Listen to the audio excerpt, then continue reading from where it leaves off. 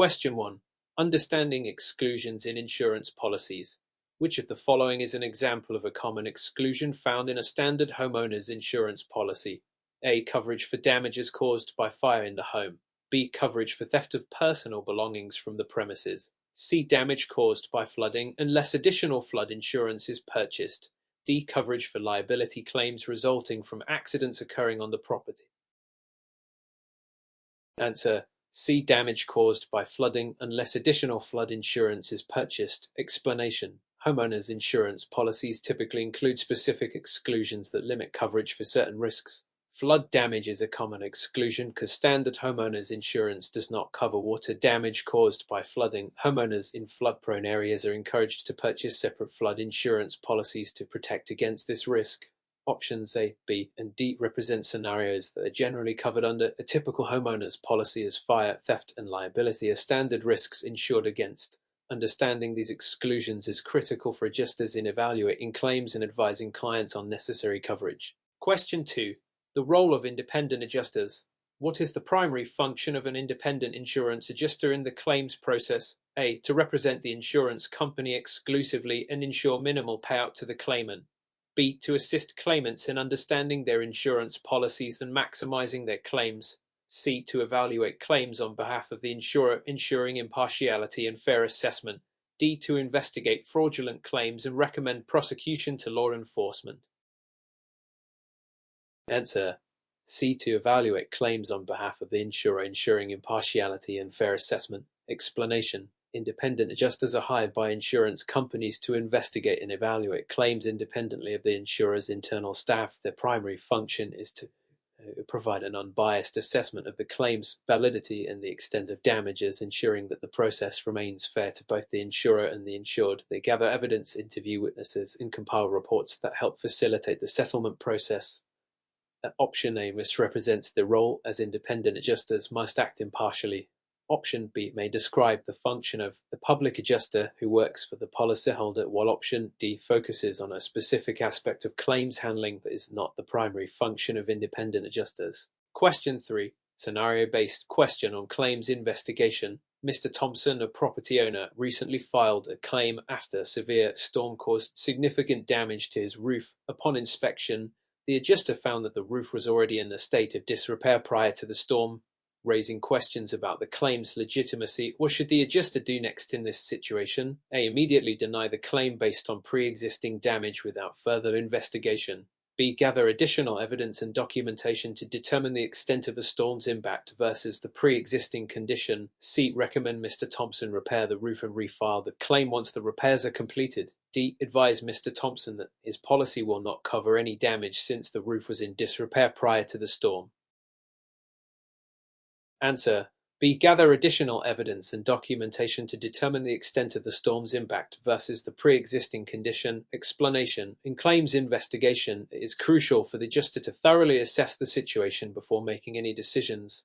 Option B is the correct approach, as it involves a detailed evaluation of the damages, including obtaining evidence such as photographs, weather reports, and expert opinions to determine how much of the damage was caused by the storm versus the pre-existing condition of the roof. This approach is consistent with best practices outlined in the Indiana Insurance Code, which emphasizes the importance of a comprehensive investigation to ensure fair treatment of claims. Option A is incorrect because it lacks due diligence and claims should not be denied without adequate investigation. Option C improperly shifts responsibility to the claimant without first assessing the claim's merits. And option D misrepresents the insurance coverage. A claim should not be dismissed solely based on prior conditions without proper evaluation of the event that caused the loss. An adjuster's ability to apply logical reasoning and gather evidence is critical in resolving such complex claims situations effectively. Question 4. Claim denial and appeals process. Under which circumstance can an insurance company deny a claim based on the failure to comply with policy provisions? A. The policyholder did not report the loss immediately after it occurred. B. The insurance company did not respond to the claim within 30 days. C. The policyholder failed to submit required documentation by the deadline set by the insurer. D. The claim was for damages incurred during a natural disaster. Answer: C. The policyholder failed to submit required documentation by the deadline set by the insurer. Explanation: insurance policies typically include provisions that require policyholders to provide documentation supporting their claims within a specified time frame. If a policyholder fails to comply with these requirements, the insurer may have grounds to deny the claim. Option 8 refers to reporting requirements, which can be a factor, but immediate reporting is not always strictly enforced unless stated in the policy. Option B is incorrect. Insurers are generally obligated to acknowledge a claim promptly, but the failure to respond does not constitute grounds for denial. Option D is misleading because claims related to natural disasters can still be valid if they fall under the terms of the policy provided other conditions are met. Question 5. Types of insurance policies. Which of the following statements about liability insurance is true? A. Liability insurance covers the policyholder's own injuries and damages to their property. B. Liability insurance does not cover legal fees incurred during a lawsuit against the policyholder. C. Liability insurance provides coverage for damages the policyholder is legally obligated to pay due to third-party claims. D. Liability insurance is optional and not typically required by law for individuals. Answer: C. Liability insurance provides coverage for damages the policyholder is legally obligated to pay due to third-party claims. Explanation: liability insurance is designed to protect the insured from legal liabilities arising from injuries or damages caused to third parties. This means that if someone is injured on the insured's property or due to the insured's actions, liability insurance will cover the costs associated with that claim, including medical expenses, then damages. Option A is incorrect because liability insurance specifically does not cover the policyholder's own injuries or property damage. That coverage is typically provided by other types of insurance like health or property insurance. Option B is false as liability policies often include provisions for legal defense costs. Option D is misleading. While liability insurance may be optional for some individuals, it is often required for businesses and certain activities. G. Auto liability insurance. Question 6. Ethical standards for adjusters. An insurance adjuster receives a gift from a claimant who is seeking a large settlement for a claim. What is the most appropriate action for the adjuster to take? A. Accept the gift, as it is a common practice in the industry. B. Politely decline the gift and report the incident to a supervisor to avoid any potential conflict of interest. C. Accept the gift but ensure it is disclosed in the claim file as a courtesy. D. Accept the gift and use it to build a better relationship with the claimant. Answer: B. Politely decline the gift and report the incident to a supervisor to avoid any potential conflict of interest. Explanation: ethical standards for insurance adjusters emphasize the importance of avoiding conflicts of interest and maintaining professional integrity. Accepting gifts from claimants can compromise the adjuster's impartiality and may be viewed as unethical behavior, potentially leading to claims of bias in the claims handling process. Therefore, option B is the most appropriate action, aligning with the ethical guidelines set forth by the National Association of Insurance Commissioners (NAIC) and the Indiana Insurance Code. Option A is incorrect as it promotes unprofessional conduct, while options C and D fail to adequately address the ethical implications of accepting gifts. Question 7. Evidence collection and preservation. During a claims investigation, the adjuster finds evidence that suggests the claim may be fraudulent. Which of the following actions should the adjuster take next? A. Immediately deny the claim based on their findings without further investigation. B. Collect and document all evidence of fraud and report it to the insurer for further action. C. Contact law enforcement directly to report the suspected fraud before notifying the insurer. D. Confront the claimant with the evidence during the investigation process. Answer: B. Collect and document all evidence of fraud and report it to the insurer for further action. Explanation: when an adjuster suspects fraud, the appropriate action is to carefully collect and document all evidence related to the claim while ensuring the investigation remains thorough and impartial. This documentation should be reported to the insurer, who may then initiate a formal investigation or take further action. Option A is incorrect because an immediate denial without due process undermines the claim investigation's integrity. Option C is inappropriate as the insurer should be informed first to determine the necessary steps a law enforcement involvement should occur based on the insurer's policies. Option D is not advisable as it may lead to confrontational situations and could compromise the investigation's integrity. Question 8. Coverage limits and conditions. Which of the following scenarios would likely result in a claim being denied due to coverage limits in a standard auto insurance policy? A. A driver hits a parked car, causing minor damage. B. A driver is involved in an accident that exceeds the policy's bodily injury liability limits. C. A driver's car is stolen while parked in a secure garage. D. A driver claims for repairs needed after hitting a pothole. Answer B. A driver is involved in an accident that exceeds the policy's bodily injury liability limits. Explanation. Liability limits in auto insurance policies dictate the maximum amount the insurer will pay for specific claims. If a claim exceeds these limits, the insurer is not obligated to cover the additional costs, which may leave the policyholder liable for the difference. In this scenario, option B highlights a situation where the coverage limit is insufficient to cover the incurred damages, leading to a potential denial for amounts exceeding the policy limits.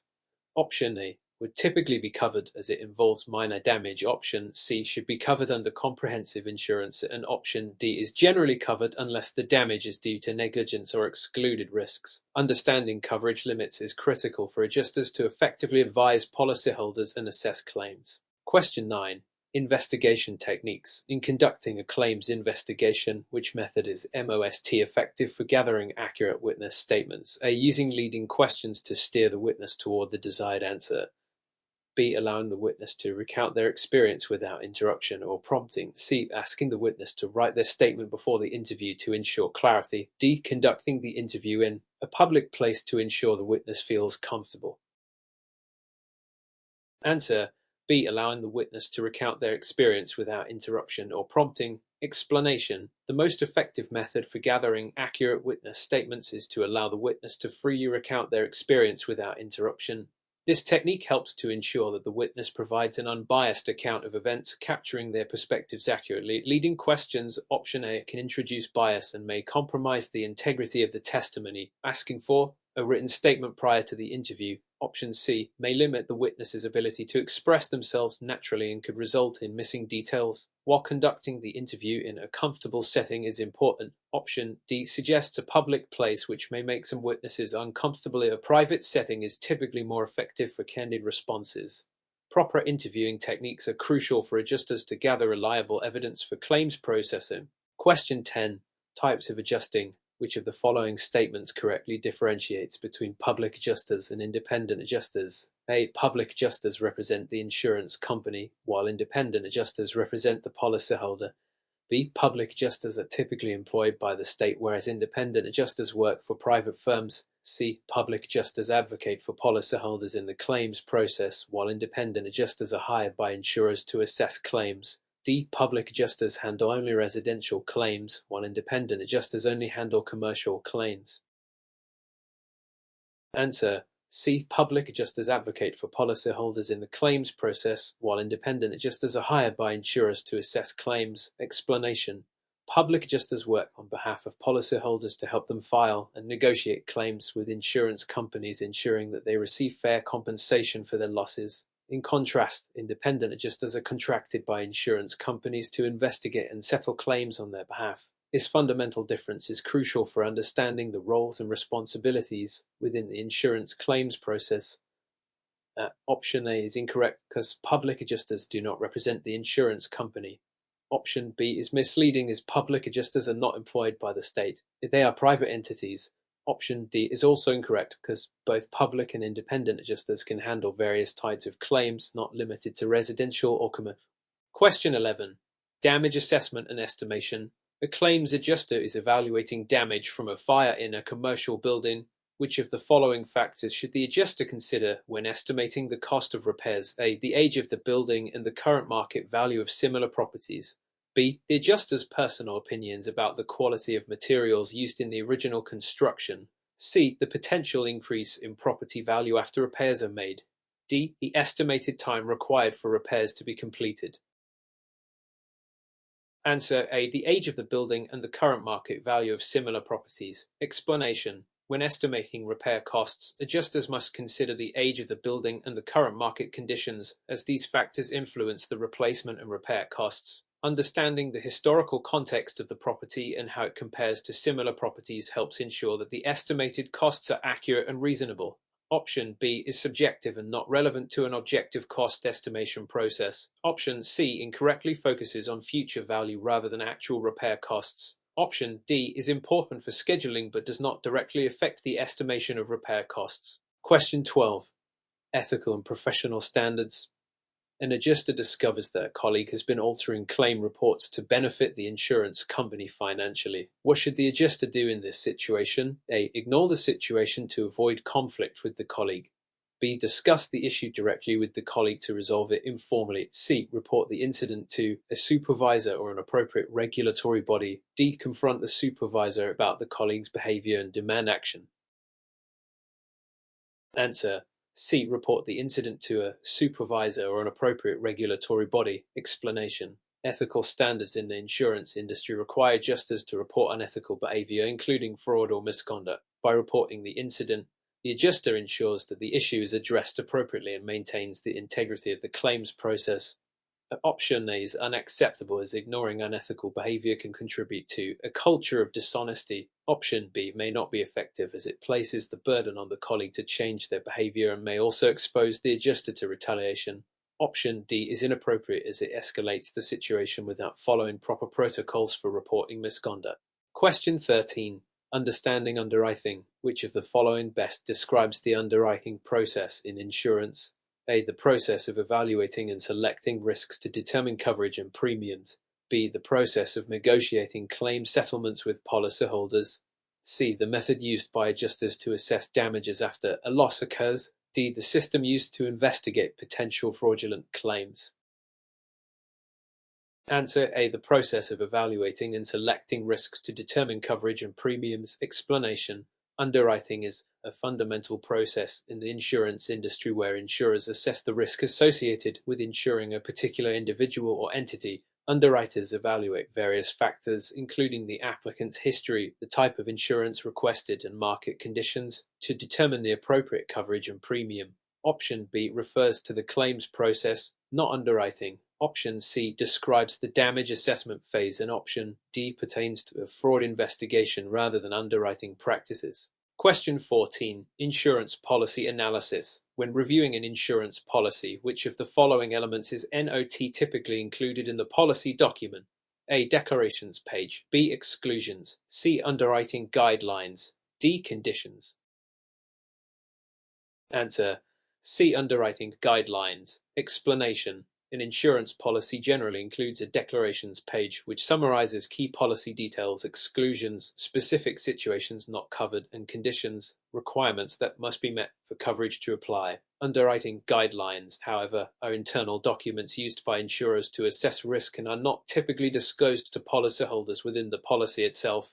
Understanding the structure of an insurance policy is critical for adjusters when evaluating claims and providing guidance to policyholders. Question 15. Regulatory framework. According to the Indiana Insurance Code, which of the following is a requirement for obtaining an adjuster's license? A. Must hold a bachelor's degree in insurance or a related field. B. Must pass a state-approved adjuster examination. C. Must have at least 2 years of experience in the insurance industry. D. Must submit proof of residency in Indiana for at least 1 year. Answer. B. Must pass a state-approved adjuster examination. Explanation. To obtain an adjuster's license in Indiana, candidates must pass a state-approved examination which tests their knowledge of insurance laws, regulations, and claims adjusting practices. Option A is incorrect, as there is no requirement for a specific degree. Option C is not a prerequisite, although experience may be beneficial. Option D is also inaccurate, as residency requirements are not typically mandated for licensing, but applicants must comply with other eligibility criteria set by the Indiana Department of Insurance. Question 16. Practical applications. During a mock claims handling exercise, an adjuster must negotiate a settlement with a claimant who is unhappy with the initial offer. What strategy should the adjuster employ to effectively resolve the situation? A. Stand firm on the initial offer to demonstrate authority. B. Use empathetic listening to understand the claimant's concerns and adjust the offer accordingly. C. Offer a higher settlement immediately to appease the claimant. D. Avoid direct communication and send a formal letter instead. Answer.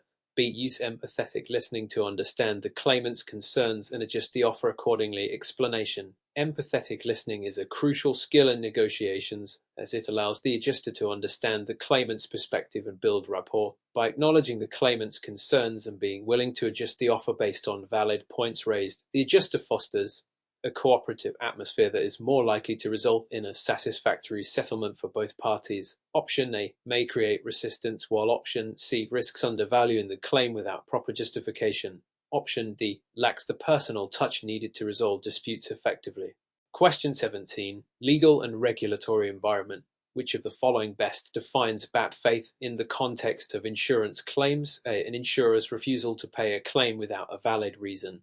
B. A policyholder filing fraudulent claims against their insurer. C. The process of negotiating settlements in a non-transparent manner. D. A claim that is denied due to a lack of coverage under the policy. Answer A. An insurer's refusal to pay a claim without a valid reason. Explanation.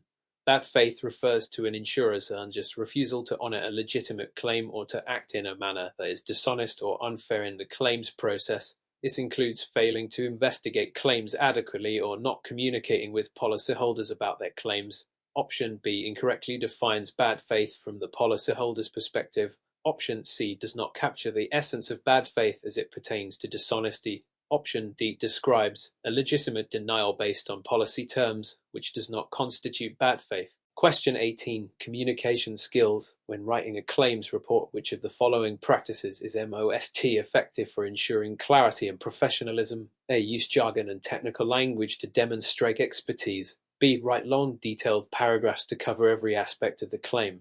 C. Use clear, concise language and organize the report with headings and bullet points. D. Focus solely on the conclusions without providing supporting evidence. Answer.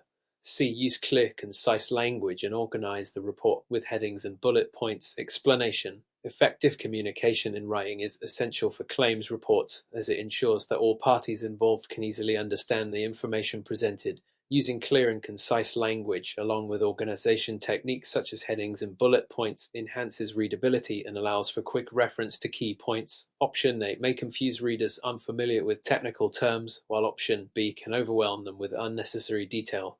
Option D undermines the report's credibility by omitting essential evidence and reasoning behind the conclusions. Question 19. Investigating techniques. Which technique is considered most effective for preserving evidence at a claims investigation scene? A. Taking photos of the scene and the damaged property. B. Collecting witness statements immediately without recording them. C. Relying on the claimant's description of the events. D. Documenting evidence after leaving the scene to avoid distractions. Answer A. Taking photos of the scene and the damaged property. Explanation. Taking photographs is a critical technique for preserving evidence at a claims investigation scene. Photos provide a visual record of the damage, conditions, and context of the incident, which can be invaluable when assessing the claim or for future reference. They capture details that may change over time or be altered by subsequent repairs or environmental factors. Option B is ineffective because statements not recorded or written down may be misremembered or lost. Option C is unreliable as it solely depends on the claimant's perspective without corroborating evidence. Option D risks losing crucial evidence as documentation should be done promptly while the scene is still intact. Question 20. Claim settlement strategies. When negotiating a settlement with a policyholder, which of the following tactics is AST effective? A. Providing a detailed explanation of how the initial offer was calculated. B. Using emotional appeals to persuade the policyholder to accept the offer. C. Listening actively to the policyholder's concerns and adjusting the offer if necessary. D. Clearly outlining the limitations of the policy coverage during discussions. Answer. B. Using emotional appeals to persuade the policyholder to accept the offer. Explanation. While empathy and understanding are important in negotiations, relying on emotional appeals can undermine the professional integrity of the claims process and may not lead to a fair settlement. It's crucial to focus on factual, rational explanations and demonstrate transparency in the negotiation process. Option A and D are effective strategies as they provide clarity and context for the offer. Option C is essential for successful negotiations as it fosters trust and collaboration between the adjuster and the policyholder. Question 21. Coverage analysis. In the context of property insurance, what is the purpose of the replacement cost provision? A. To determine the market value of the property at the time of loss. B. To provide coverage for the actual cash value of damaged property factoring in depreciation. C. To cover the costs of rebuilding or replacing damaged property with new materials of similar kind and quality. D. To set a cap on the amount the insurer will pay for any individual claim. Answer: C. To cover the costs of rebuilding or replacing damaged property with new materials of similar kind and quality. Explanation: the replacement cost provision in a property insurance policy ensures that the insured will receive sufficient funds to repair or replace their property without factoring in depreciation. This type of coverage is beneficial to policyholders as it allows them to restore their property to its pre-loss condition using current materials and methods. Option A describes market value, while option B refers to actual cash value coverage, which does account for depreciation. Option D could relate to policy limits, but does not accurately reflect the intent of the replacement cost provision. Question 22. Risk management principles. Which of the following actions is considered a method of risk transfer in risk management? A. Implementing safety protocols to reduce workplace accidents. B. Purchasing insurance to protect against potential losses. C. Training employees to manage risks effectively. D. Conducting regular safety audits to identify hazards. Answer: B. Purchasing insurance to protect against potential losses. Explanation: risk transfer is a strategy used in risk management where the financial burden of potential losses is shifted from one party to another, typically through insurance policies. By purchasing insurance, the policyholder transfers the risk of loss to the insurer in exchange for premium payments. Option A and C are risk reduction strategies that aim to minimize the likelihood of loss rather than transfer the risk. Option D is part of risk assessment and management but does not involve transferring risk. Question 23. Adjuster responsibilities. What is one of the primary responsibilities of an insurance adjuster during the claims process? A. To make coverage decisions based on company policy only. B. To advocate solely for the insurance company's financial interests. C. To investigate the claim thoroughly and ensure a fair resolution for all parties involved. D. To limit communication with the policyholder to avoid disputes. Answer: C. To investigate the claim thoroughly and ensure a fair resolution for all parties involved. Explanation: an insurance adjuster's primary responsibility is to conduct a thorough investigation of the claim, gathering all necessary evidence and information to facilitate a fair resolution. Adjusters are expected to be impartial and objective, ensuring that both the policyholder's rights and the insurer's interests are considered during the claims process. Option A is incorrect because adjusters must consider policy terms and conditions, not just company policy. Option B misrepresents the adjuster's role, as they should balance the interests of both parties. Option D is ineffective. Open communication is essential for resolving claims efficiently. Question 24. Claims documentation. Why is proper documentation crucial in the claims adjusting process? A. It provides a basis for future investigations into fraudulent claims. B. It allows for the quick denial of claims without further investigation. C. It serves as a record of the insurer's financial performance. D. It supports the decision-making process and protects against liability. Answer: D. It supports the decision-making process and protects against liability. Explanation: proper documentation is vital in the claims adjusting process because it provides a comprehensive record of all communications, investigations, and decisions made regarding a claim. This documentation helps ensure transparency and accountability, supports the adjuster's decisions, and can protect both the adjuster and the insurer from potential liability claims. Option A is a partial truth but does not capture the full purpose of documentation. Option B is misleading, as documentation should not serve to deny claims but rather to assess them. Option C is inaccurate because claims documentation is not primarily intended for financial performance evaluation. Question 25. Policy interpretation. Which of the following terms typically indicates a limitation in an insurance policy? A. Coverage. B. Endorsement. C. Exclusion. D. Premium. Answer: C. Exclusion. Explanation: exclusions in an insurance policy are specific conditions or circumstances under which coverage is not provided. They limit the insurer's liability and clarify what is not covered by the policy, making them critical for understanding the limitations of coverage. Option A refers to what is covered, while Option B typically refers to amendments or additions to the policy that may expand coverage. Option D relates to the amount paid for coverage, not a limitation of coverage itself. Understanding exclusions is essential for both adjusters and policyholders to navigate claims effectively. Question 26. Legal principles in insurance. Which of the following legal concepts primarily addresses the obligation of an insurance company to act in good faith towards its policyholders? A. Negligence. B. Subrogation. C. Fiduciary duty. D. Respondit superior.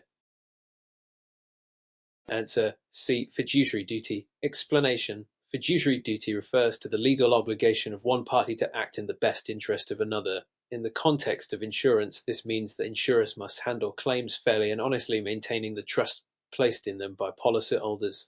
This duty encompasses various actions, including timely communication and appropriate claims handling. Option A. Negligence pertains to failure to exercise reasonable care, which may lead to legal liability but does not directly address the relationship between insurers and policyholders. Option B. Subrogation involves the insurer's right to pursue recovery from third parties after paying a claim. Option D. Respondit superior is a legal doctrine holding employers liable for their employees' actions, which is not specific to insurance relationships. Question 27. Types of insurance policies. What is the primary distinction between a named perils policy and an all risks policy? A. Named perils policies cover everything except specified exclusions, while all risks policies cover only specified risks. B. Named perils policies list specific perils covered, while all risks policies cover all perils unless specifically excluded. C. Named perils policies provide coverage for personal property, while all risks policies only cover real property. D. Named perils policies are generally less expensive than all risks policies because they offer broader coverage. Answer B. Named perils policies list specific perils covered, while all risks policies cover all perils unless specifically excluded. Explanation. A named perils policy specifies the exact risks or perils that are covered, meaning that if a peril is not named, it is not covered. In contrast, an all risks policy, also known as an open perils policy, provides coverage for all risks except those that are explicitly excluded in the policy. This distinction is crucial for policyholders to understand when assessing their coverage options. Option A misrepresents the definitions of both types of policies. Option C incorrectly categorizes the types of properties covered.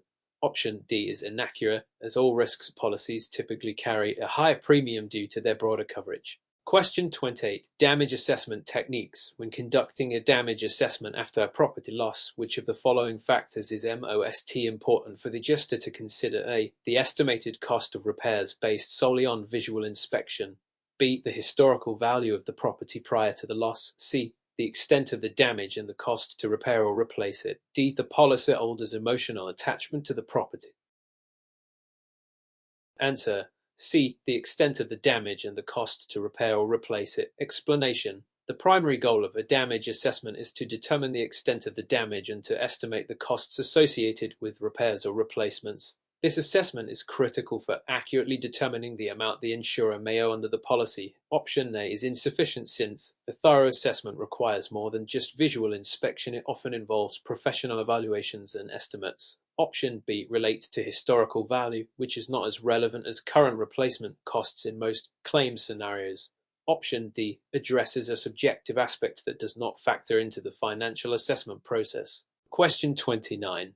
Ethical standards for adjusters. What action should an adjuster take if they discover that a colleague has engaged in unethical behavior during the claims process? A. Ignore the behavior unless it directly affects their work. B. Report the behavior to supervisor or appropriate regulatory authority. C. Discuss the issue with the colleague to address it informally. D. Document the incident but take no further action. Answer B. Report the behavior to a supervisor or appropriate regulatory authority. Explanation. Insurance adjusters have an ethical obligation to uphold the integrity of the claims process and report any unethical behavior they witness. Reporting such actions is necessary to maintain standards of professionalism and protect the interests of policyholders. Option A is inappropriate as ignoring unethical behavior can perpetuate misconduct. Option C may be acceptable in some circumstances, but reporting is the more responsible course of action, especially if the behavior could harm others. Option D involves documentation, but without reporting, it fails to address the underlying issue. Question 30. Continuing education requirements. What is the primary purpose of continuing education requirements for insurance adjusters? A. To ensure adjusters remain updated on current laws and regulations affecting the insurance industry. B. To provide adjusters with additional certification opportunities. C. To increase the profitability of insurance companies through improved adjuster performance. D. To prepare adjusters for more advanced positions within their companies. Answer A. To ensure adjusters remain updated on current laws and regulations affecting the insurance industry. Explanation: continuing education is essential in the insurance industry to ensure that adjusters stay informed about new laws, regulations, and best practices that affect their work. This knowledge is vital for maintaining compliance and providing quality service to policyholders. Option B is a secondary benefit of continuing education, but not its primary purpose. Option C may be an indirect result of improved performance but does not capture the fundamental reason for ongoing education. Option D suggests a career advancement focus that does not encompass the broader regulatory requirements of the industry.